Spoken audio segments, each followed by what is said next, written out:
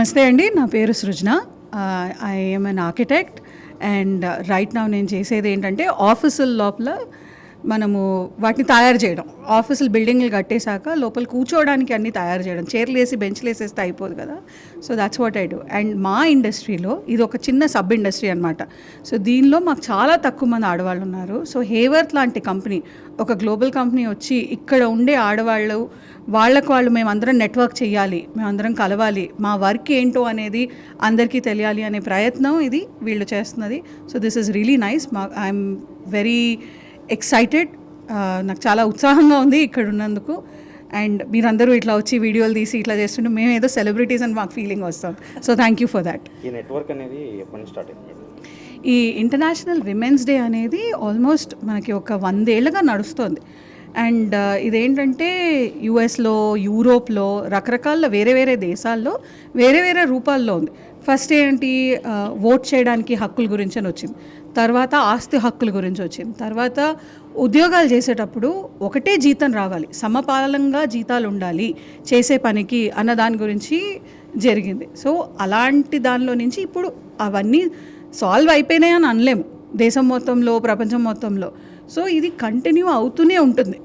ఎప్పటి వరకు మనం మగ ఆడలో తేడా చూడడం మానేస్తాము, అట్లీస్ట్ వర్క్ విషయంలో, రైట్?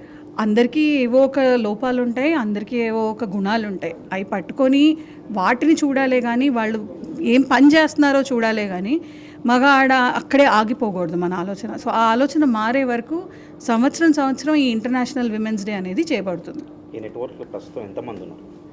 ఇది ఒక నెట్వర్క్ అనేది కాదు, ఇది ఎవరైనా, ఇప్పుడు మీరైనా కానీ నేనైనా కానీ ఆడవాళ్లే ఉండాలని లేదు. ఇంటర్నేషనల్ విమెన్స్ డే అనేది ఒక అసోసియేషన్ ఉంది, ఒక విమెన్స్ డే సెలబ్రేట్ చేసే ఒక బాడీ, ఒక ఆర్గనైజేషన్ ఉంటుంది.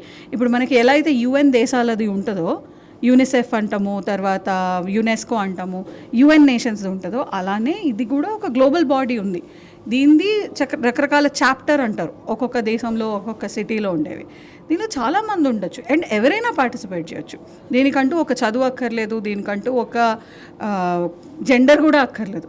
కావాల్సింది ఒక్కటే, ఇంట్రెస్ట్ టు అందరికీ సమపాలంగా ఉండాలి, ఫేర్గా ఉండాలి అనేది ఇంట్రెస్ట్ ఉంటే ఎవరైనా పార్టిసిపేట్ చేయొచ్చు. ఎవరండి తోటి మహిళలకా? ఒక్కటే చెప్తాను, ఇంకోరి మీద డిపెండ్ అవ్వకండి. అది దేనికైనా అవ్వండి. ఫస్ట్ మీరు మీ ఫైనాన్షియల్ ఇండిపెండెన్స్ జాగ్రత్త పెట్టుకోండి. అది మీరు ఉద్యోగం చేస్తేనే వస్తుంది అనుకోవడం తప్పు. ఒకప్పుడు మా అమ్మ వాళ్ళైనా కానీ, మా అమ్మగారులేండి, మేబీ మా అమ్మమ్మ వాళ్ళైనా కానీ హౌస్ వైఫ్స్గా ఉన్నప్పుడు, ఇంట్లో పనిచేస్తున్నప్పుడు ఇంటి డబ్బులు ఎక్కలని వాళ్ళే చూసేవాళ్ళు కదా. మన హిసాబ్ కితాబ్ అంటారు హిందీలో, ఆ టాలీ అంతా కూడా వాళ్లే కదా చూసింది. సో వాళ్ళకి తెలుసు ఎంత ఆదాయం వస్తుంది, ఎంత ఖర్చు అవుతుంది. గట్టిగా ఉండేవాళ్ళు, వచ్చిన డబ్బుతో ఏదోలాగో మేనేజ్ చేస్తారు. ఇవాళకి కూడా ఇళ్లల్లో పనిచేసే మహిళలు పని చేస్తున్నారు, కానీ అది పని అనుకోవట్లేదు. ఆ పని అని వాళ్ళు గుర్తించి, ఆ పనికి ఒక మహత్వం ఉంది అని వాళ్ళు అర్థం చేసుకునే వరకు వాళ్ళని జస్ట్ ఏముందిలే ఇంట్లోనేగా నువ్వు పనిచేసేది అన్నట్టు ఉంటుంది.